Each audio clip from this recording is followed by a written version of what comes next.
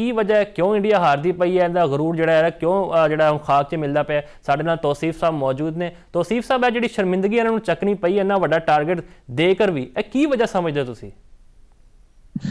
देखो जी, बहुत शुक्रिया मुफाज तुहाडा, तुसीं मौका दिता एक मरतबा फिर। ते सब तो पहले ते वेखना बिल्कुल जरूरी है कि वजूहात ने जिहड़ी इंडिया दी शिकस्तियां वजह बन रही ने ते मुसलसल हार मिल रही है। ते सब तो वड्डी जिहड़ी शर्मिंदगी है ना, वो है कि तुसीं होम सीरीज दे विच हार जाओ, क्योंकि होम सीरीज दे विच वड्डा एडवांटेज हुंदा तुहानूं। तुसीं पिच अपनी मर्जी दी तैयार करदे हो ते बंदे भी उस कंडीशन दे मुताबिक तुसीं खिलांदे हो। ਹੁਣ ਵਜੂਹਾਤ ਅਗਰ ਗੱਲ ਕਰੀਏ, ਵਜੂਹਾਤ ਕੋਈ ਨਜ਼ਰ ਨਹੀਂ ਆਉਂਦੀ ਐਸੀ, ਲੇਕਿਨ ਸਭ ਤੋਂ ਜਿਹੜੀ ਮੇਰੇ ਮੁਤਾਬਿਕ ਹੈ ਕਿ ਦੇਖੋ ਇਹਨਾਂ ਕੋਲ ਇੱਕ ਵੱਡਾ ਬੋਲਰ ਸੀ ਬੁਮਰਾ ਹੁਣ ODI ਜ਼ਿਆਦਾ ਖੇਡਦਾ ਨਹੀਂ, ਕਿਉਂਕਿ ਜ਼ਾਹਿਰ ਗੱਲ ਹੈ ਇੰਜਰੀ ਤੇ ਬਹੁਤ ਜ਼ਿਆਦਾ ਮਸਾਇਲ ਹੁੰਦੇ ਨੇ ਖਿਲਾੜੀਆਂ ਨੂੰ, ਤੇ ਬੁਮਰਾ ਦਾ ਐਕਸ਼ਨ ਐਸਾ ਹੈ ਕਿ ਉਹ ਜ਼ਿਆਦਾ ਹੁਣ ਕ੍ਰਿਕਟ ਖੇਡ ਨਹੀਂ ਸਕਦਾ। ਦੂਜੀ ਮੈਨੂੰ ਇਹ ਗੱਲ ਸਮਝ ਨਹੀਂ ਆਈ ਕਿ ਮੁਹੰਮਦ ਸਿਰਾਜ ਕਿਉਂ ਨਹੀਂ ਖੇਡ ਰਹੇ ਸਨ, ਤੇ ਹਰਸ਼ਿਤ ਰਾਣਾ ਖੇਡਦਾ ਪਿਆ ਸੀ, ਅਰਸ਼ਦੀਪ ਸਿੰਘ ਨੇ ਬੜੀ ਅੱਛੀ ਬੋਲਿੰਗ ਕੀਤੀ, ਨੋ ਡਾਊਟ। ਮੁਹੰਮਦ ਸ਼ਾਮੀ ਵੀ ਨਹੀਂ ਖੇਡਦਾ ਪਿਆ, ਕਾਫੀ ਦੇਰ ਤੋਂ ਮੁਹੰਮਦ ਸ਼ਾਮੀ ਤੇ ਬਾਹਰ ਕੀਤਾ ਉਹਨਾਂ ਨੇ। ਤੁਸੀਂ ਦੇਖੋ ਕਿ ਅਗਰ ਮੁਸਲਮਾਨ ਖਿਲਾੜੀਆਂ ਦੀ ਗੱਲ ਕਰੀਏ ਤੇ ਉਹਨਾਂ ਦੇ ਖਿਲਾਫ ਵੀ ਕਿਤੇ ਨਾ ਕਿਤੇ ਤਾਸੁਬ ਤੇ ਸ਼ਿੱਦਤ ਪਸੰਦੀ ਨਜ਼ਰ ਆਉਂਦੀ ਹੈ ਬੋਰਡ ਦੇ ਵਿੱਚ ਤੇ ਖਿਲਾੜੀਆਂ ਦੇ ਵਿੱਚ। ਤੁਹਾਨੂੰ ਪਤਾ ਹੈ ਕਿ ਟੈਸਟ ਪਲੇਅਰ ਸਰਫਰਾਜ਼ ਜਿਹੜਾ ਉਹਨਾਂ ਦਾ ਟੈਸਟ ਪਲੇਅਰ ਸੀ, ਉਹਨੂੰ ਵੀ ਸਿਰਫ ਇਸ ਵਜ੍ਹਾ ਤੋਂ ਬਾਹਰ ਕਰਤਾ ਸੀ ਕਿ ਇਹ ਟੀਮ ਦੀ ਜਾਂ ਡਗ ਆਊਟ ਦੀ ਜਿਹੜੀ ਗੱਲਾਂ ਨੇ ਉਹ ਲੀਕ ਆਊਟ ਕਰਦਾ, ਹਾਲਾਂਕਿ ਉਹ ਸਰਫਰਾਜ਼ ਨਹੀਂ ਹੈਗਾ ਸੀ। ਫਿਰ ਤੁਸੀਂ ਵੇਖ ਲਓ ਮੁਹੰਮਦ ਸ਼ਾਮੀ ਜਿਹੜਾ ਹੈਗਾ ਉਹਨੂੰ ਬਾਹਰ ਬਿਠਾਇਆ, ਫਿਰ ਮੁਹੰਮਦ ਸਿਰਾਜ ਨੂੰ ਕਦੀ ਅੰਦਰ ਲੈ ਕੇ ਆਉਂਦੇ ਨੇ, ਕਦੀ ਬਾਹਰ ਲੈ ਕੇ ਜਾਂਦੇ ਨੇ। ਮੁਹੰਮਦ ਸਿਰਾਜ ਬਹੁਤ ਅੱਛਾ ਬੋਲਰ ਹੈ। ਤੇ ਦੂਜੀ ਸਭ ਤੋਂ ਵੱਡੀ ਗੱਲ ਹੈ ਕਿ ਦੇਖੋ ਜਿਹੜੇ ਖਿਲਾੜੀ ਨੇ ਸਾਊਥ ਅਫਰੀਕਾ ਦੇ, ਉਹ IPL ਜਿਵੇਂ ਤੁਸੀਂ ਵੀ ਹੁਣੀ ਗੱਲ ਕੀਤੀ ਹੈ, ਉਹ IPL ਖੇਡਦੇ ਨੇ ਤੇ ਮੁਸਲਸਲ ਖੇਡਦੇ ਨੇ।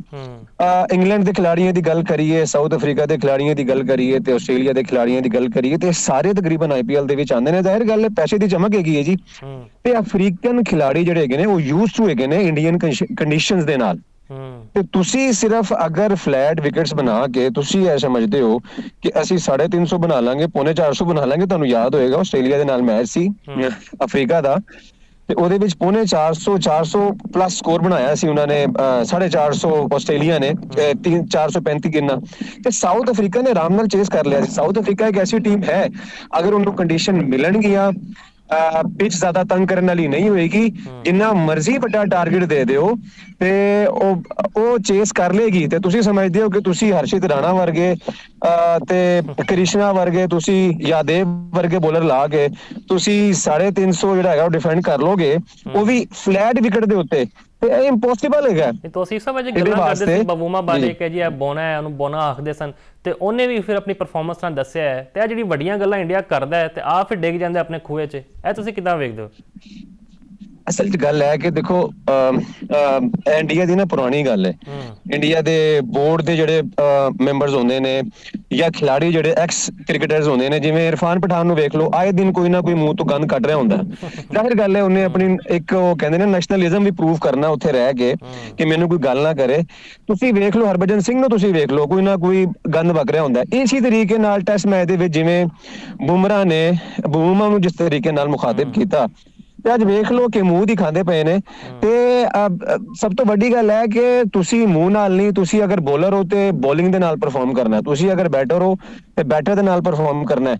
ਅਗਰ ਤੁਸੀਂ ਸਮਝਦੇ ਹੋ ਕਿ ਰੋਹਿਤ ਸ਼ਰਮਾ ਆ ਜਾਏਗਾ ਤੇ ਵਿਰਾਟ ਕੋਹਲੀ ਆ ਜਾਏਗਾ ਤੇ ਅਸੀਂ ਕੁਛ ਨਾ ਕੁਛ ਕਰ ਲਾਂਗੇ, ਅਸੀਂ ਜਿੱਤ ਜਾਵਾਂਗੇ, ਨਹੀਂ, ਐਸਾ ਨਹੀਂ ਹੁੰਦਾ। ਗਰਾਊਂਡ ਦੇ ਵਿੱਚ ਸਿਰਫ ਬੈਟਿੰਗ ਮੈਟਰ ਨਹੀਂ ਕਰਦੀ, ਤੁਹਾਡੀ ਬੋਲਿੰਗ ਵੀ ਮੈਟਰ ਕਰਦੀ ਹੈ, ਤੁਹਾਡੀ ਫੀਲਡਿੰਗ ਵੀ ਮੈਟਰ ਕਰਦੀ। ਹੁਣ ਕੱਲ ਬਹੁਤ ਜ਼ਿਆਦਾ ਮਿਸਫੀਲਡ ਕੀਤੀ ਹੈ ਇੰਡੀਅਨ ਖਿਲਾੜੀਆਂ ਨੇ, ਤੇ ਇਸ ਤਰ੍ਹਾਂ ਤੁਸੀਂ ਅਗਰ ਸਮਝਦੇ ਹੋ ਕਿ 350 ਕਰਕੇ ਮਿਸਫੀਲਡ ਕਰਕੇ ਵੀ ਅਸੀਂ ਜਿੱਤ ਜਾਵਾਂਗੇ, ਤੇ ਐਸਾ ਨਹੀਂ। ਇੰਟਰਨੈਸ਼ਨਲ ਕ੍ਰਿਕਟ ਹੈ, ਇੰਟਰਨੈਸ਼ਨਲ ਕ੍ਰਿਕਟ ਦਾ ਲੈਵਲ ਕੁਝ ਹੋਰ ਹੁੰਦਾ ਹੈ। ਮੈਂ ਸਭ ਤੋਂ ਵੱਡੀ ਗੱਲ ਹੈ ਕਿ ਜਿਵੇਂ ਐਡਮ ਮਾਰਕਰਮ ਖੇਡਿਆ ਉਹਦੇ ਨਾਲ ਥੱਲੋਂ ਆ ਗਏ, ਕਿਉਂਕਿ ਤੁਸੀਂ ਦੇਖੋ ਕਿ ਅਫਰੀਕਨ ਟੀਮ ਦੀ ਪ੍ਰੋਬਲਮ ਹੈ ਕਿ ਚੋਕ ਕਰ ਜਾਂਦੇ ਨੇ। ਕੱਲ ਵੀ ਚੋਕ ਕਰ ਗਏ ਸਨ, 3-4 ਖਿਲਾੜੀ ਉੱਤੇ ਥੱਲੇ ਆਊਟ ਹੋ ਗਏ ਸਨ।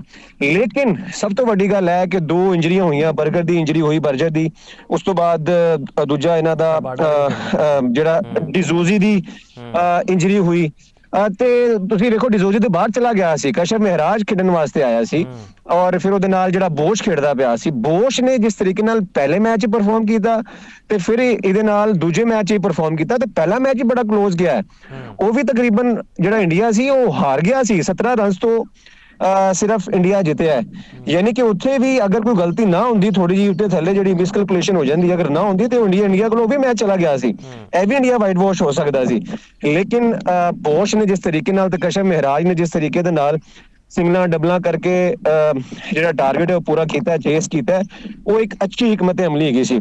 ਵਰਨਾ ਤੁਸੀਂ ਦੇਖੋ ਉਸ ਤੋਂ ਪਹਿਲੇ 3-4 ਖਿਲਾੜੀ ਇੱਕ ਜਿਹੜਾ ਆਊਟ ਆਫ ਦਾ ਬਾਕਸ ਸਿੱਟਾ ਮਾਰ ਕੇ ਉਹ ਆਊਟ ਹੋਏ, ਤੇ ਇਹਦੇ ਨਾਲ ਤੁਹਾਨੂੰ ਵੀ ਨੁਕਸਾਨ ਹੁੰਦਾ, ਤੁਹਾਡੀ ਟੀਮ ਨੂੰ ਵੀ ਨੁਕਸਾਨ ਹੁੰਦਾ। ਲੇਕਿਨ ਇਨ ਦਾ ਐਂਡ ਬੜਾ ਅੱਛਾ ਪਰਫਾਰਮ ਕੀਤਾ ਜੀ ਸਾਊਥ ਅਫਰੀਕਾ ਨੇ।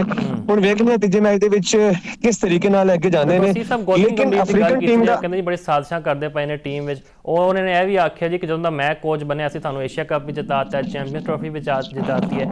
ਲੇਕਿਨ ਤੁਸੀਂ ਵੇਖੋ ਨਾ ਹੁਣ ਨਿਊਜ਼ੀਲੈਂਡ ਦੇ ਹੱਥੋਂ ਅਸੀਂ ਵਾਈਟ ਵਾਸ਼ ਹੋਏ ਨੇ, ਫਿਰ ਉਸ ਤੋਂ ਬਾਅਦ ਜਾ ਕੇ ਸਾਊਥ ਅਫਰੀਕਾ ਨੇ ਬਦਤਰੀਨ ਸ਼ਿਕਸਤ ਦਿੱਤੀ ਹੈ ਇਹਨਾਂ ਨੂੰ। ਤੇ ਇਹ ਹੁਣ ਕਦੋਂ ਤੱਕ ਰਾਗ ਲਾਪੇਗਾ ਜੀ ਕਿ ਮੈਂ ਜਦੋਂ ਆਇਆ ਮੈਂ ਇਹ ਕਰਵਾਤਾ ਉਹ ਕਰਵਾਤਾ? ਦੇਖੋ ਜੀ, ਇੰਡੀਆ ਇਹ ਵੀ ਤੇ ਕਲੇਮ ਕਰਦਾ ਨਾ ਨਾਲ ਅਸੀਂ ਸਭ ਤੋਂ ਵੱਡੇ ਬੋਰਡ ਆ। ਅਸੀਂ ਸੀਨੀਅਰਿਟੀ ਦੇ ਵਿੱਚ ਕ੍ਰਿਕਟ ਦੀ ਗੱਲ ਕਰੀਏ ਚਾਹੇ ਪੈਸੇ ਦੀ ਗੱਲ ਕਰੀਏ, ਅਸੀਂ ਸਭ ਤੋਂ ਉੱਤੇ ਆ। ਤੇ ਜਦੋਂ ਤੁਸੀਂ ਇਹ ਕਲੇਮ ਕਰਦੇ ਹੋ ਤੇ ਫਿਰ ਇਹਦਾ ਮਤਲਬ ਹੈ ਤੁਸੀਂ ਪ੍ਰੀਮੀਅਮ ਕ੍ਰਿਕਟ ਵੀ ਖੇਡਣੀ ਹੈ।